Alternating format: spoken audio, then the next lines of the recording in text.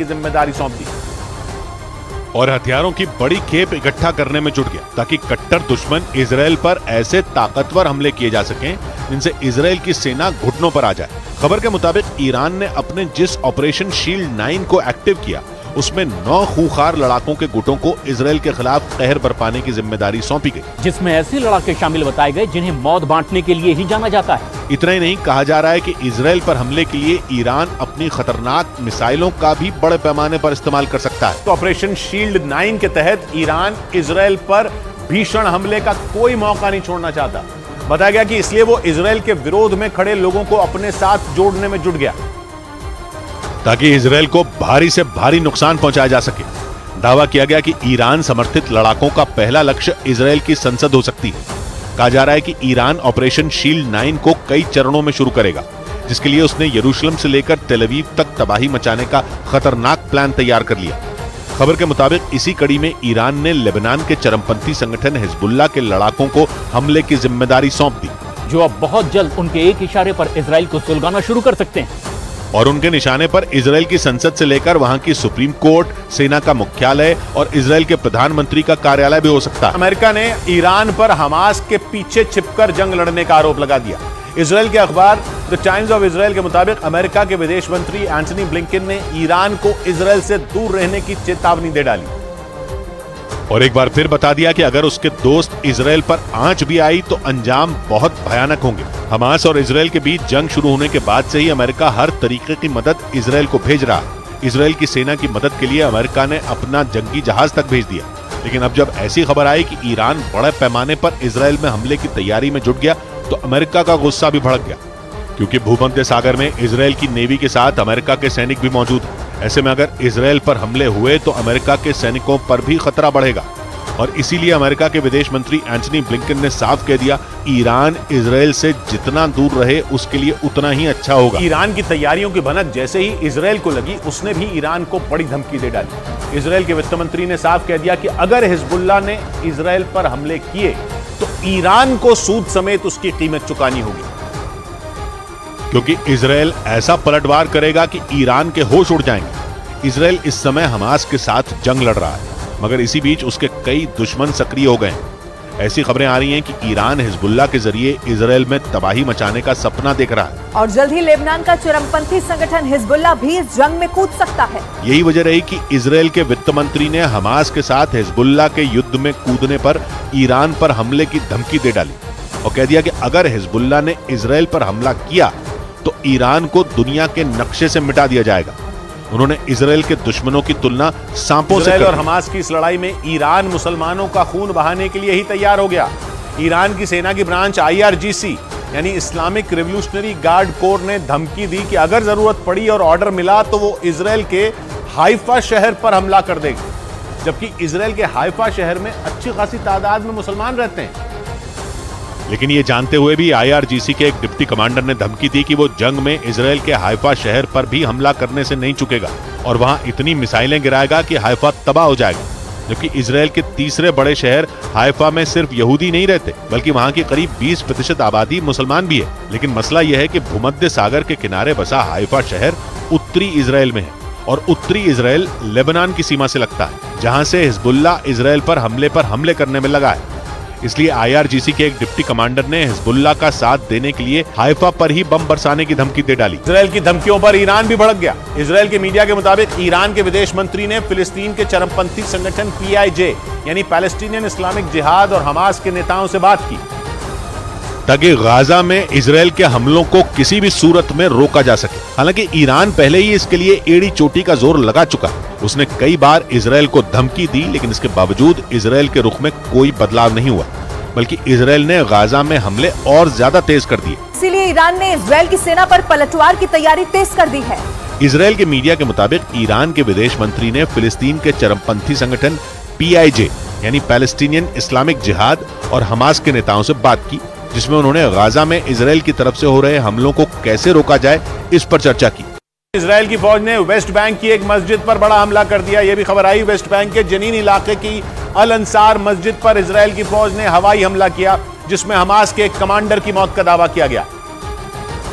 हालांकि मारे गए कमांडर की कोई जानकारी सामने नहीं आई। मस्जिद पर हुए हमले के बाद फिलिस्तीन ने इजराइल पर बड़ा हमला बोला और जानबूझकर धार्मिक स्थलों को निशाना बनाने का आरोप लगाया। 7 अक्टूबर को इजराइल पर हुए हमास के हमले के बाद से ही इजराइल की फौज हमास के ठिकानों पर ताबड़तोड़ हमले कर रही, लेकिन गाजा पट्टी पर आग बरसाने के बाद अब इजराइल के निशाने पर वेस्ट बैंक आ चुका है। पिछले 5 दिनों में वेस्ट बैंक पर कई बार इजराइल की फौज के हमले हो चुके हैं, लेकिन मस्जिद पर हुआ हमला बड़े बवाल की वजह बन सकता है। अल अंसार मस्जिद वेस्ट बैंक के जनीन इलाके की सबसे बड़ी मस्जिद थी। फिलिस्तीन के मीडिया के मुताबिक मस्जिद पर हुए हमले में एक व्यक्ति की मौत हो गई और 3 लोग बुरी तरह जख्मी हो गए। इजराइल की फौज ने आरोपों की गंभीरता को समझते हुए सफाई देने में देर नहीं की। इजराइल की फौज के मुताबिक जिस मस्जिद को निशाना बनाया गया वहां हमास के लड़ाकों का ठिकाना था और उसे हमास के लड़ाकों ने एक कमांड सेंटर बनाया हुआ था। मतलब ये कि मस्जिद में छुपकर हमास के लीडर अपने लड़ाकों से संपर्क साध रहे थे। इजराइल की फौज ने तो यहाँ तक दावा किया कि इजराइल पर हुए कई हमले इसी कमांड सेंटर से अंजाम दिए गए, लेकिन आने वाले दिनों में इजराइल पर कुछ बड़े हमले इसी कमांड सेंटर से किए जाने थे, जिन्हें रोकने के लिए इस मस्जिद पर हमले के ऑपरेशन को अंजाम दिया गया। जिस अल अंसार मस्जिद पर हमला हुआ उस मस्जिद में एक बड़ा तहखाना होने की खबर है। खबरें तो यहाँ तक हैं कि मस्जिद के उन तहखानों में गोला बारूद भी मौजूद था। यहाँ तक कि अल अंसार मस्जिद में बच्चों को हथियार चलाने की ट्रेनिंग तक दिए जाने की खबर है। बड़ी खबर इस वक्त की आपको बताएं, उत्तर प्रदेश के मुख्यमंत्री योगी आदित्यनाथ ने गोरखनाथ मंदिर में भगवान श्रीनाथ की पूजा अर्चना की। विधि विधान के साथ यहां पर पूजा अर्चना करते हुए दिखाई दिए मुख्यमंत्री योगी आदित्यनाथ। तस्वीरें इस वक्त आपके सामने है।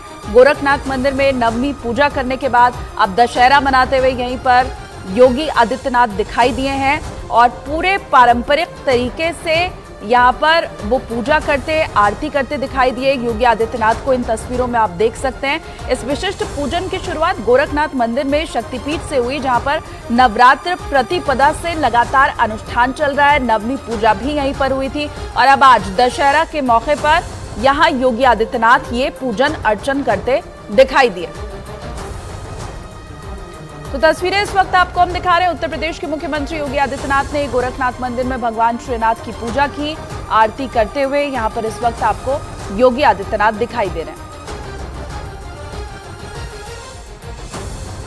तो उत्तर प्रदेश के मुख्यमंत्री योगी आदित्यनाथ ने गोरखनाथ मंदिर में भगवान श्रीनाथ की पूजा की है। 2 तस्वीरें इस वक्त आपको मंदिर के अंदर की हम दिखा रहे हैं, जहां पर मुख्यमंत्री योगी आदित्यनाथ विधि विधान के साथ पूजन अर्चन करते हुए दिखाई दिए।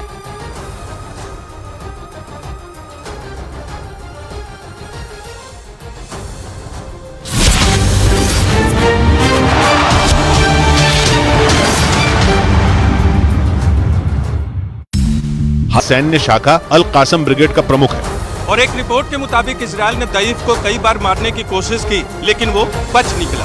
लेकिन इन हमलों में दईफ की एक आंख, एक पैर और एक हाथ बेकार हो गए। और तो और खबर है कि वो ठीक से बोल तक नहीं पाता है। तीसरे नंबर पर हमास का कमांडर मरवान आयशा है, जो अल कासम ब्रिगेड का डिप्टी कमांडर इन चीफ भी है। माना जाता है कि इसने इजराइल पर हमले की प्लानिंग में अहम भूमिका निभाई। इसी तरह इजराइल को हमास के खालिद मशाल और महमूद अल जहर की भी तलाश है, क्योंकि गाजा के बॉर्डर पर योजनाबद्ध तरीके से हमले के लिए हमास की सेना इकट्ठा हो गई है। ऐसे में इजरायली सेना का एक एक जवान अपने देश के लोगों की हिफाजत के लिए जान तक देने को तैयार है। המשיכו להיערך להתקפה כי היא תגיע. אנחנו נערכים ביסודיות, זאת תהיה התקפה קטלנית, זאת תהיה התקפה משולבת מהיבשה, מהים ומהאוויר. עשו את העבודה שלכם, תתכוננו, אנחנו נפעיל אתכם. रक्षा मंत्री योव गैलेंट ने इजरायल की दक्षिणी सीमा के तटों का दौरा किया और अशदोद नौसेना बेस भी पहुंचे, जहां उन्होंने जवानों से मिलकर उनकी हौसला अफजाई की। गाजा में पिछले 2 हफ्ते से जारी जंग के बीच अब तक 5000 से ज्यादा लोगों की मौत हो चुकी है। दावा किया जा रहा है कि इजराइल के हमलों से बचने के लिए हमास के ओसामा बिन लादेन यानी यहिया सिनवार ने बच्चों को ढाल बनाना शुरू कर दिया है। इजराइल की खुफिया एजेंसी मोसाद से जुड़े सूत्रों के मुताबिक 7 अक्टूबर को इजराइल पर हमला करने के बाद हमास के कई कमांडर गाजा की सुरंगों में छिपे हैं और आरोप है कि उन्होंने अपनी सुरक्षा के लिए उन सुरंगों के आसपास बड़ी संख्या में बच्चों को बैठा रखा है। कुछ रोज पहले भी एक तस्वीर सामने आई थी जिसमें हमास के कमांडर बच्चों को गोद में लिए नजर आए थे। मोसाद के सूत्रों के मुताबिक हमास के 2 कमांडरों यहिया सिनवार और मोहम्मद दईफ ने इजराइल के हमलों से बचने के लिए बच्चा ब्रिगेड का प्लान तैयार किया है और दावा यह भी किया गया कि सिनवार के इशारे पर ही इन बच्चों को हथियार चलाने की ट्रेनिंग दी गई, ताकि इजरायली सेना के गाजा पट्टी में घुसते ही हमास की ये ब्रिगेड उन पर हमला कर दे। इजराइल के मीडिया के मुताबिक इनमें कई बच्चे इजराइल के, हालांकि हमास के इस खतरनाक प्लान की भनक लगते ही इजराइल चौकन्ना हो गया। इजराइल के लिए सबसे बड़ा झटका यह है कि जिस यहिया सिनवार ने उनके होश उड़ा रखे हैं वो इजराइल की फौज की वजह से ही जिंदा है, क्योंकि इजराइल की फौज ने ही एक खतरनाक बीमारी से उसे बचाया था, जबकि उसके दिमाग में एक ट्यूमर उसकी जान लेने के करीब था। ये उस वक्त की बात है जब यहिया सिनवार इजराइल की जेल में बंद था। 1988 में इजराइल के 2 फौजियों के अपहरण के मामले में उसे पकड़ा गया था। वो इजराइल की जेल में ही था जब उसे ब्रेन ट्यूमर हो गया था, लेकिन इजराइल की सेना ने उसके इलाज का पूरा इंतजाम किया और सर्जरी के जरिए उसके ट्यूमर का इलाज करवाया और उसी सर्जरी की वजह से यहिया सिनवार की जान बच पाई। लेकिन इजराइल की फौज की परेशानी यह है कि वही यहिया सिनवार अब उनका सबसे बड़ा दुश्मन बना हुआ है और उसे ढूंढने में वो दिन रात एक कर रहे हैं। मतलब जिस यहिया की जान खुद इजराइल की फौज ने बचाई, उसी यहिया सिनवार ने उन्हें सबसे बड़ा जख्म दे दिया। सोमवार को भी इजराइल का गाजा पर खैर बरसाता हुआ दिखाई दिया। गाजा में रफा बॉर्डर पर हुए हवाई हमले के बाद कई बच्चे जख्मी हो गए हैं। इनमें कई की हालत अब भी नाजुक बनी हुई है। सूत्रों के मुताबिक इजरायली सेना ने यहाँ फाइटर जेट से कई इलाकों पर बमबारी की है। इसमें वो इलाके शामिल थे जहाँ फिलिस्तीनी शरणार्थी रुके हुए थे। दावा किया जा रहा है कि इस हमले में सबसे ज्यादा बच्चे जख्मी हुए हैं। इलाके के ज्यादातर लोग बीते कुछ दिनों में पलायन कर चुके हैं। मीडिया रिपोर्ट की माने तो यहाँ चलने वाले स्कूलों और अस्पतालों को लोगों ने अपना आशियाना बनाया हुआ था। जहाँ वो रह रहे थे वहीं इजरायली सेना हमास के ठिकाने बता रही है।